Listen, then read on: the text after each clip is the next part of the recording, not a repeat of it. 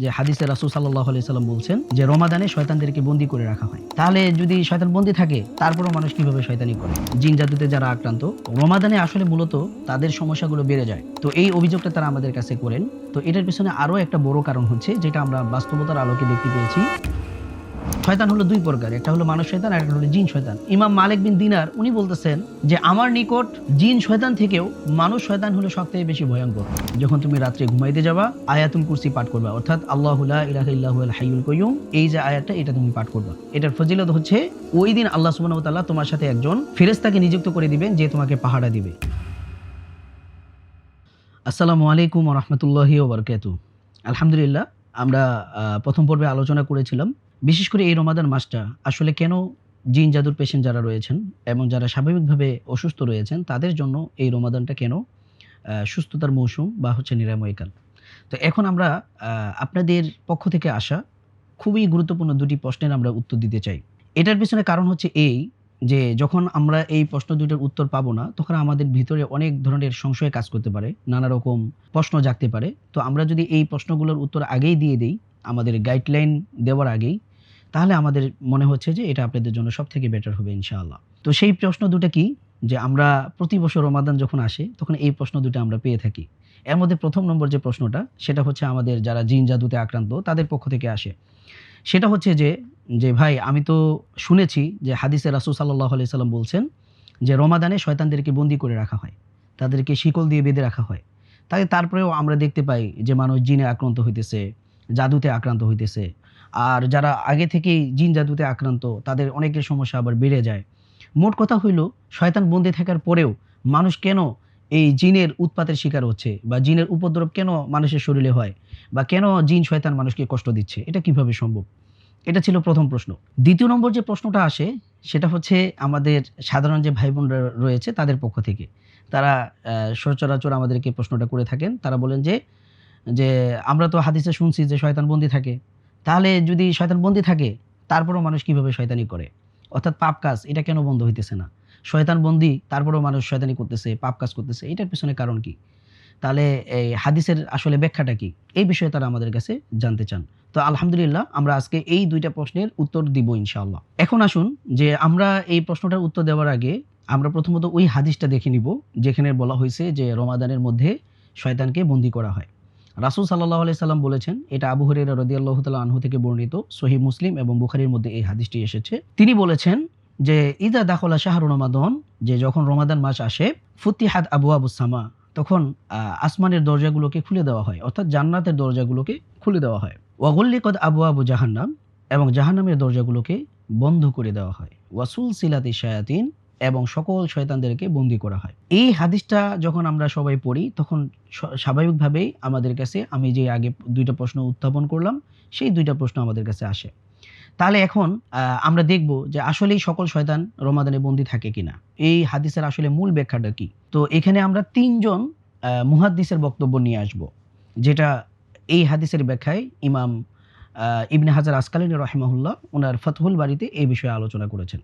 তো ইমাম ইবনে হাজার আসকালানী রাহিমাহুল্লাহ উনি বলেছেন যে আল মুরাদু বিশ-শায়াতিন বা'দুহুম, যে এখানে কিছু মুহাদ্দিস তারা বলেছেন যে হাদিসে যে শয়তানদেরকে বন্দী করার কথা বলা হয়েছে, এখানে শয়তান দ্বারা উদ্দেশ্য হইল কিছু শয়তান, অর্থাৎ সব শয়তান না।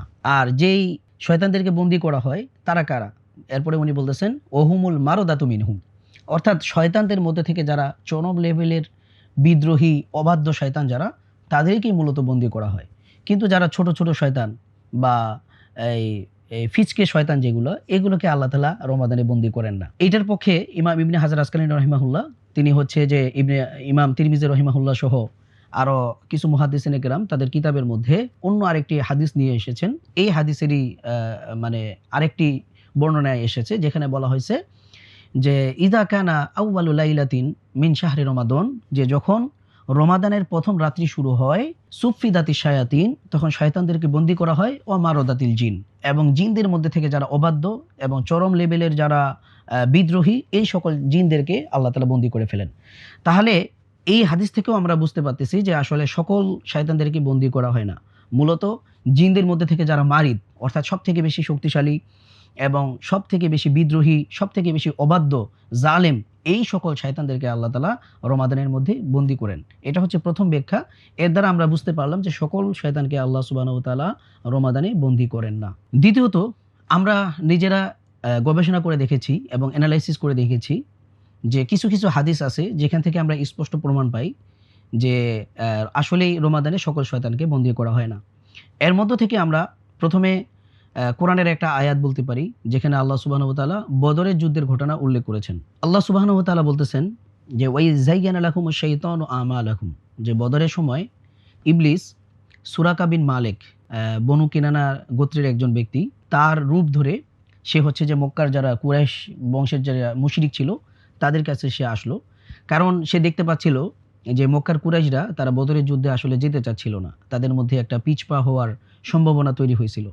তখন ইবলিস স্বয়ং সে হচ্ছে সুরাকা বিন মালিক, তার রূপ নিয়ে তাদের কাছে আসে। এর পিছনে যে মূল বিষয়টা ছিল সেটা হচ্ছে এই মক্কার যারা কুরাইশ কাফির ছিল বা মুশরিক ছিল তারা চিন্তা করে দেখলো যে তারা যদি বদরের দিকে যায় তাহলে পিছনে আমরা মক্কাকে রেখে যাচ্ছি। আর মক্কার কুরাইশদের সাথে এই বনু বকরের গোত্রের একটা হচ্ছে যে আগে থেকেই একটা বিরোধ ছিল। তো তারা আশঙ্কা করতেছিল যদি আমরা বদরের দিকে যাই তাহলে হয়তো বনু বকর আমাদের মক্কার উপরে আক্রমণ করতে পারে, হামলা করতে পারে। তো এই কারণে ইবলিস তখন কি করলো, ওই বনু বকরের আরেকটা গোত্র যেটাকে বলা হয় বনু কিনান, সে ওইখানকার যে লিডার হচ্ছে তার নাম ছিল সুরাকা বিন মালিক। সে এই সুরাকা বিন মালিকের রূপ নিয়ে কুরাইশদের যে কাফির এবং মুশরিক তাদের সামনে সে এসে বলল ওয়াইদ যায়্যানা লাকুমুশ শাইতানু আমালাকুম। আল্লাহ তাআলা তার কথাটাই এখানে বলতেছেন যে স্মরণ করো সেই দিনের কথা যে যখন শয়তান তাদের সামনে তাদের কাজগুলোকে সৌন্দর্যমণ্ডিত করে তুলে ধরলো। অর্থাৎ ইবলিস তাদেরকে ওই সুরাকা বিন মালিকের রূপ নিয়ে এসে বলছিল যে ক্বালা লা গালিবা লাকুমুল ইয়াওমা মিনান নাসি ওয়া ইন্নী জারুল লাকুম, যে জেনে রেখো যে আমি তো তোমাদের এই মক্কায় হামলা করবই না এবং হামলা হইতে দিব না, বরং আমি তোমাদেরকে বলতেছি যে আজকে এই দিনে তোমাদের উপর কেউ বিজয়ী হইতে পারবে না। ওয়া ইন্নী জারুল লাকুম, আর নিশ্চয়ই আমি তোমাদের সাহায্যকারী এবং আমি তোমাদের প্রতিবেশী, আমি তোমাদের সাথে আছি। তো এইভাবে হচ্ছে ইবলিস সুরাকা বিন মালিকের রূপ নিয়ে এসে মক্কার কুরাইশ এবং কাফের যারা মুশরিক যারা তাদেরকে সে কি করলো, যুদ্ধের জন্য রাসূলুল্লাহ সাল্লাল্লাহু আলাইহি সাল্লামের বিরুদ্ধে যুদ্ধ করার জন্য উদ্বুদ্ধ করলো। তাহলে এখানে দেখেন আমরা যদি ঐতিহাসিকভাবে দেখি বিষয়টা এবং সমস্ত সিরাতের কিতাবগুলো যদি দেখি, সেখানে স্পষ্টভাবে বলা হয়েছে যে রমাদান মূলত সংঘটিত হয়েছিল 17ই রমাদান। তাহলে দেখেন 17ই রমাদানের সময় ইবলিস সুরাকা বিন মালিকের রূপ নিয়ে কুরাইশদের কাছে এসে সে বলতেছে যে তোমরা মুহাম্মদ রাসূলুল্লাহর বিরুদ্ধে যুদ্ধ করো, আমি তোমাদের সাথে আছি এবং তোমরাই আজকে বিজয়ী হবা। তাহলে দেখেন এই যে কোরআনের আয়াত এবং সিরাত থেকে যে আমরা ঘটনাটা দেখলাম, এখান থেকে বিষয়টা স্পষ্ট যে স্বয়ং ইবলিস শয়তান ও রমাদানের মধ্যে কি হয় না, বন্দী হয় না। তো এই তো গেল হচ্ছে কোরআনের একটা ঘটনা যেখান থেকে আমরা জানতে পারলাম যে রমাদানের মধ্যে স্বয়ং ইবলিস শয়তানও কি হয় না, বন্দী হয় না। এখন আমরা যদি হাদিসের দিকে তাকাই, এই হাদিসগুলো সবগুলোই বুখারী এবং মুসলিমের মধ্যে আসছে। আরেকটি ইন্টারেস্টিং ঘটনা হচ্ছে আবু হুরায়রা রাদিয়াল্লাহু তাআলা আনহুর ঘটনা। এই ঘটনাটা ছিল রমাদানের শেষের দিকে, অর্থাৎ জাকাতুল ফিতর কেউ হচ্ছে খেজুর দিচ্ছিল, তো এইগুলোকে বাইতুল মালের মধ্যে সংরক্ষণ করে রাখা হয়েছিল। তো রাসূল সাল্লাল্লাহু আলাইহি সাল্লাম আবু হুরায়রা রাদিয়াল্লাহু তাআলা আনহুকে নিযুক্ত করলেন তিনি যেন এই জাকাতের মালগুলো বা সাদাকার মালগুলোকে পাহারা দেন। তো রাসূল সাল্লাল্লাহু আলাইহি সাল্লামের আদেশ অনুযায়ী আবু হুরায়রা রাদিয়াল্লাহু তাআলা আনহু জাকাতের মাল পাহারা দেওয়া শুরু করলেন। তো এরপরে তিনি দেখলেন যে এক রাত্রে এক বৃদ্ধ ব্যক্তি এবং জীর্ণশীর্ণ একজন ব্যক্তি সে হচ্ছে এই সাদাকার মাল অর্থাৎ খেজুর চুরি করতেছিল। তখন আবু হুরায়রা রাদিয়াল্লাহু তাআলা আনহু তাকে হাতে নাতে ধরে ফেলে। তখন সেই বৃদ্ধ বলা শুরু করলো যে আমি অনেক গরিব মানুষ, আমার পরিবার আছে, আমরা খুবই দরিদ্র, আমরা খুবই গরিব, আমাকে ছেড়ে দেন। তো আবু হুরায়রা রাদিয়াল্লাহু তাআলা আনহু তিনি খুব দয়ালু ছিলেন, তিনি তাকে ছেড়ে দিলেন। পরদিন রাসূল সাল্লাল্লাহু আলাইহি সাল্লাম আবু হুরায়রা রাদিয়াল্লাহু তাআলা আনহুকে বললেন যে হে আবু হুরায়রা, তোমার গতকালকের রাত্রের বন্দির কি খবর? তখন তিনি তাকে রাসূল সাল্লাল্লাহু আলাইহি সাল্লামকে ঘটনাটা বললেন যে এই ঘটনা ছিল। এরপরে রাসূল সাল্লাল্লাহু আলাইহি সাল্লাম বলল যে সে মিথ্যা বলছে, সে আবার আসবে। তো পরদিন ঠিকই আবার আসে। আসার পরে সে আবার খেজুর চুরি করা শুরু করে। আবু হুরায়রা রাদিয়াল্লাহু তাআলা আনহু আবার তাকে ধরে ফেলে। এরপরে সে আবার সেই আগের মতো অভিযোগ করলো। তখন আবু হুরায়রা রাদিয়াল্লাহু তাআলা আনহু দ্বিতীয়বারের মতো তাকে ছেড়ে দিলেন। আবার রাসূল সাল্লাল্লাহু আলাইহি সাল্লাম সকালে জিজ্ঞাসা করলেন যে তোমার বন্দির কি খবর? বলল যে ইয়া রাসূলুল্লাহ, সে তো আবার আসছিল, কিন্তু আমি তাকে ছেড়ে দিয়েছি। তখন রাসূল সাল্লাল্লাহু আলাইহি সাল্লাম বলল যে সে মিথ্যা বলছে, সে আবার আসবে। তখন তৃতীয় নম্বর দিন দেখা গেল শয়তান আবার আসছে। তখন আবু হুরায়রা রাদিয়াল্লাহু তাআলা আনহু তাকে আবার হাতে নাতে ধরে ফেলে। এবং বলে আজকে আমি তোমাকে ছাড়বো না এবং তোমার কোনো অজুহাত আজকে গ্রহণ করা হবে না, আমি তোমাকে রাসূল সাল্লাল্লাহু আলাইহি ওয়াসাল্লামের কাছে নিয়ে যাব। তখন শয়তান বলতেছিল যে না, তুমি আমাকে রাসূল সাল্লাল্লাহু আলাইহি ওয়াসাল্লামের কাছে নিয়ে যাইও না, বরং তুমি আমাকে ছেড়ে দাও, আমি বিনিময়ে তোমাকে একটা জিনিস শিক্ষা দিব। আবু হুরায়রা রাদিয়াল্লাহু তাআলা আনহু বলল যে সেটা কি? বলতেছে সেটা হলো যখন তুমি রাত্রে ঘুমাইতে যাবা, তোমার বিছানায় যাবা, তখন তুমি কি করবা? আয়াতুল কুরসি পাঠ করবা, অর্থাৎ আল্লাহু লা ইলাহা ইল্লা হুয়াল হাইয়ুল কাইয়ুম, এই যে আয়াতটা এটা তুমি পাঠ করবা।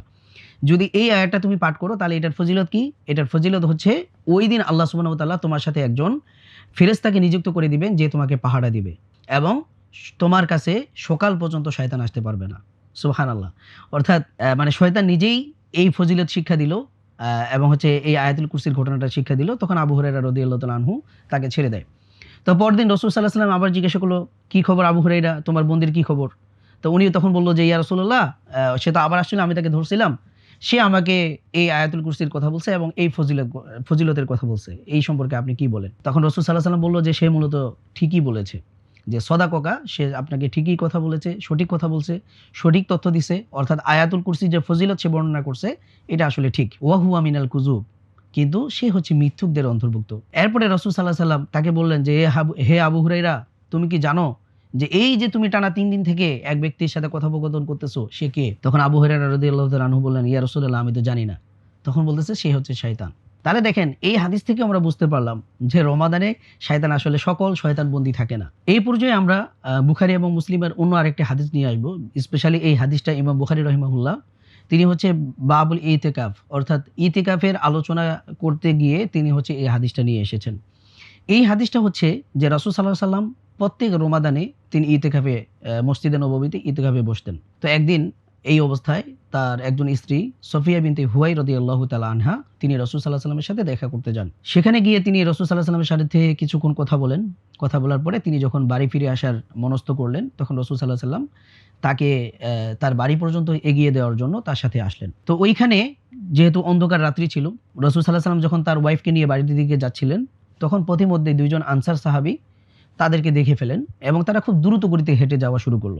তখন রাসূল সাল্লাল্লাহু আলাইহি সাল্লাম তাদেরকে ডেকে বললেন যে, "শোনো, এ হচ্ছে আমার স্ত্রী সফিয়া বিনতে হুয়াই।" তখন সাহাবা একরাম বলল, "সুবহানাল্লাহ, ইয়া রাসূলুল্লাহ, আমরা কি আপনাকে সন্দেহ করতে পারি?" তখন রাসূল সাল্লাল্লাহু আলাইহি সাল্লাম বলল যে, "না, ইন্না শাইতানা ইয়াজরি মিনাল ইনসানি মাজরাদ দাম।" যে জেনে রেখো, নিশ্চয়ই শয়তান মানুষের রক্তের প্রবাহের সাথে চলাচল করে, শিরা উপশিরায় চলাচল করে। ওয়া ইন্নী খাশিতু আন ইয়ালকিয়া ফি কুলুবিকুমা শাইআন আও শাররান। এরপরে রাসূল সাল্লাল্লাহু আলাইহি সাল্লাম বলল যে, "আমি আশঙ্কা করতেছিলাম যে শয়তান হয়তো তোমাদের মনে আমাদের সম্পর্কে কোনো খারাপ ধারণা বা হচ্ছে কোনো খারাপ জিনিস তোমাদের অন্তরে ঢেলে দিবে। এই কারণে আমি তোমাদেরকে ডাক দিয়ে বিষয়টা ক্লিয়ার করলাম।" তাহলে দেখেন, এটা কিন্তু ইতিকাফের ঘটনা। আর ইতিকাফ কখন হয়? রমাদানে হয়। তাহলে এখান থেকেও আমরা বুঝলাম যে মানুষের সাথে যে কারিন শয়তান থাকে, যে কারিন জিন থাকে, যাকে আল্লাহ তাআলা মানুষের জন্ম থেকে নিয়ে মৃত্যু পর্যন্ত নিযুক্ত করেছেন, সেই শয়তানও রমাদানে কি থাকে না? বন্দী থাকে না। তো আমরা বলেছিলাম যে আমরা রমাদানে আসলে সব শয়তান বন্দী থাকে কিনা, বা হাদিসে যে বলা হয়েছে যে রমাদানে শয়তানকে শিকলবদ্ধি করা হয় বা তাকে বন্দী করা হয়, এই হাদিসের আসলে অর্থ কি? তো এটা নিয়ে আমরা ১ম একটা ব্যাখ্যা দিয়েছিলাম, যেটা হচ্ছে ফাথুল বারীতে ইমাম ইবনে হাজার আসকালানী রাহিমাহুল্লাহ বলেছেন যে সেটা হচ্ছে যে সব শয়তানকে বন্দী করা হয় না। মূলত জিনদের মধ্য থেকে যারা মারিদ শয়তান, মানে সব চরম লেভেলের অবাধ্য এবং হচ্ছে বিদ্রোহী টাইপের যে শয়তানগুলো বা বড়, বড় শয়তান যারা লিডার টাইপের যে শয়তানগুলো আছে তাদেরকে মূলত বন্দী করা হয়। ২য় নম্বর যে ব্যাখ্যাটা আমরা এখন দিতে চাচ্ছি, এটাও ফাথুল বারীতে ইমাম ইবনে হাজার আসকালানী রাহিমাহুল্লাহ উল্লেখ করেছেন। আর এটাই নিয়ে তিনি আলোচনা করেছেন ইমাম বাযী রাহিমাহুল্লাহ থেকে। ইমাম বাযী রাহিমাহুল্লাহ একটা চমৎকার ব্যাখ্যা দিয়েছেন। তিনি বলেছেন, আসলেই বাস্তবিক অর্থেই রমাদানে শয়তানদেরকে শিকলবন্দী করা হয়। অর্থাৎ তাদের হাতে পায়ে বেড়ি পরানো হয়। কিন্তু এর মানে এই না যে তাদেরকে বন্দী করার কারণে তারা তাদের অন্যান্য কার্যক্রমগুলো পরিচালিত করতে পারবে না। তো এটাকে যদি আমরা আরেকটু ডিপলি বুঝতে চাই, তাহলে আমরা একটা উদাহরণ দিতে পারি। ধরেন, মনে করেন একজন শীর্ষ সন্ত্রাসী যাকে পুলিশ বন্দী করলো এবং হচ্ছে তার হাতে পায়ে শিকল দিয়ে তাকে বন্দী করলো। এরপরও এই যে মনে করেন তার হাতে শিকল বাঁধা হইছে, পায়ে শিকল দেওয়া হইছে, তারপরেও কিন্তু সে কথা বলতে পারতেছে। তার জবান কিন্তু বন্ধ করা হয়নি। এবং তার যে ব্রেইন, দিমাগ, এটা কিন্তু সচ্ছল আছে। এটার মাধ্যমে সে বিভিন্ন প্ল্যান পরিকল্পনা করতে পারে। এরপর হচ্ছে তার চোখ, এই চোখ দিয়ে সে কিন্তু ইশারা করতে পারে, অথবা হাতে শিকল বাঁধা থাকলেও এই হাত দিয়ে কিন্তু আমরা ইশারা করতে পারি। তাহলে বাস্তবিক অর্থেও শয়তানকে যদি বন্দী করাও হয়, কিন্তু তারপরেও সে তার অন্যান্য কাজগুলো করতে পারে। হয়তো সে হাত পা খোলা থাকলে যেভাবে করতে পারতো ওইভাবে করতে পারতো না, কিন্তু শিকল বাঁধা অবস্থায় থাকার পরেও একজন বন্দী বা একজন সন্ত্রাসী যেমন বিভিন্ন কর্মকাণ্ড করতে পারে, তার সাঙ্গপাঙ্গদেরকে ইশারা করতে পারে এবং সে তার ব্রেন দেমাগ দিয়ে বিভিন্ন প্ল্যান পরিকল্পনা করতে পারে এবং ইশারা ইঙ্গিত করতে পারে, ঠিক তেমনিভাবে যদিও শয়তানকে বন্দী করা হয়েছে, তারপরেও শয়তান তার ইশারা ইঙ্গিত, অর্থাৎ তার যে অনুসারী যারা আছে, যে সকল ছোট ছোট শয়তানগুলো রয়ে গেছে যাদেরকে বন্দী করা হয়নি, তাদের দিকে সে তার নির্দেশনা দিতে পারে, তাদের দিকে তার ইশারা সে দিতে পারে এবং তাদের দিকে সে কোনো নির্দেশনা পাঠাতে পারে। এটা মানে বন্ধ হওয়ার কোনো সুযোগ নেই।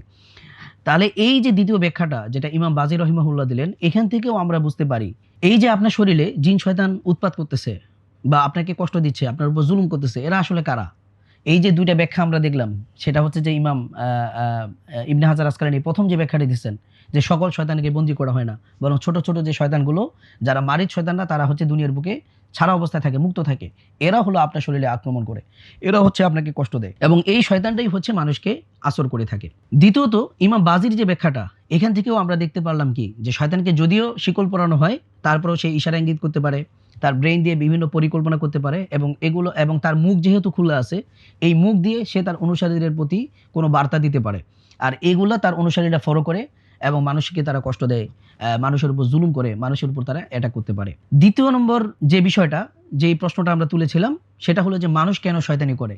তাহলে এইখান থেকেও আমরা এটার উত্তর পেয়ে যাচ্ছি, যেহেতু সকল শয়তানকে বন্দী করা হয় না এবং ছোট ছোট শয়তানগুলো থাকে, তারা তো মানুষকে ওয়াসওয়াসা দিবে, কুমন্ত্রণা দিবে। এই ওয়াসওয়াসা এবং কুমন্ত্রণার ফলে মানুষ কি করে?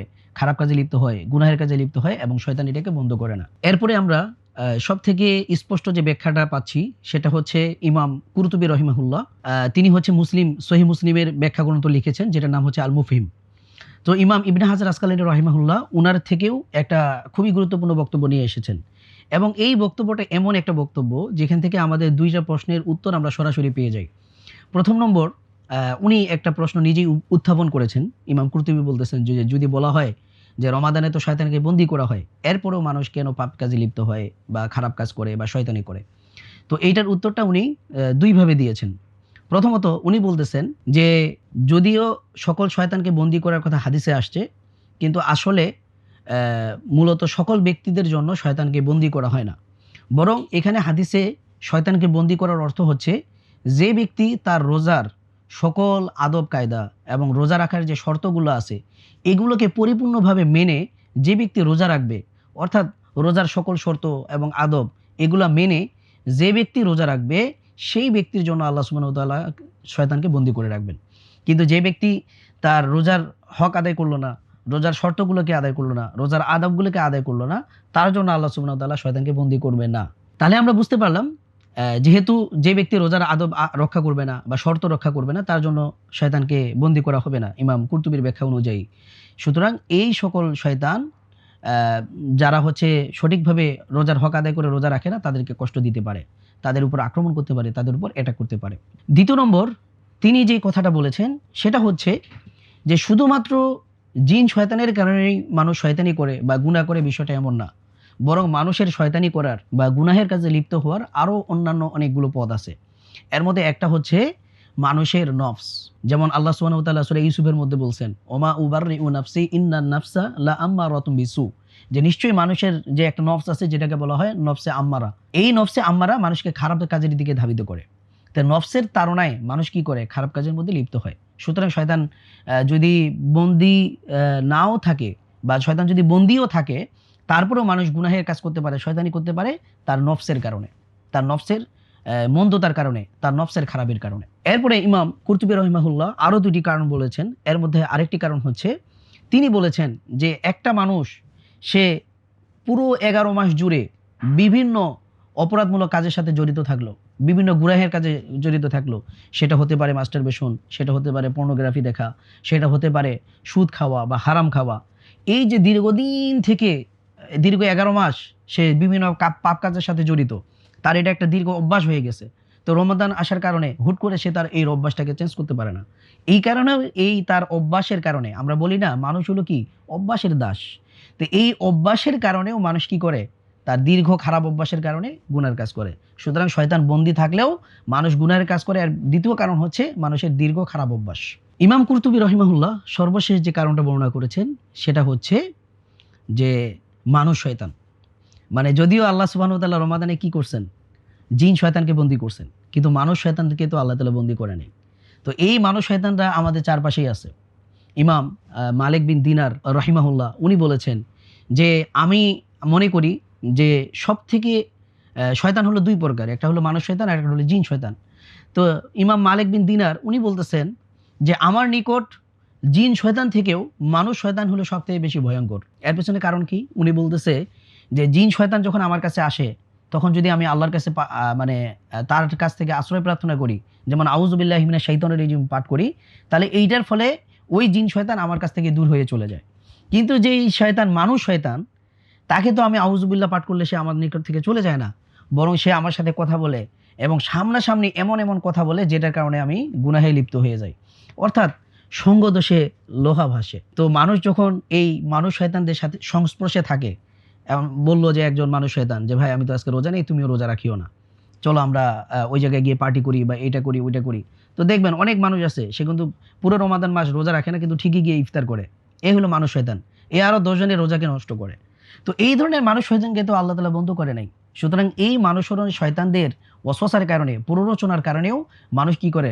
এই রমাদান মাসে শয়তান বন্দী হওয়ার পরেও গুনাহের কাজে লিপ্ত হয়, খারাপ কাজে লিপ্ত হয়, শয়তানি কাজের মধ্যে লিপ্ত হয়। তো সম্মানিত দর্শক, আমরা এই দীর্ঘ আলোচনা থেকে বুঝতে পারলাম যে মূলত রমাদানে সকল শয়তানকে বন্দী করা হয় না, বরং রমাদানে শুধুমাত্র মারিদ শয়তানদেরকে বন্দী করা হয়।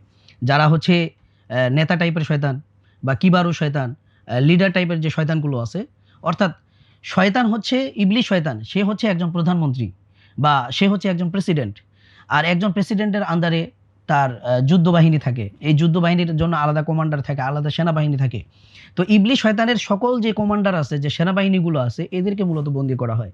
কিন্তু এই সেনাবাহিনীর আন্ডারে যে ছোট বাহিনীগুলো আছে, এই বাহিনীর যে জিন শয়তানগুলো, তাদেরকে কিন্তু বন্দী করা হয় না।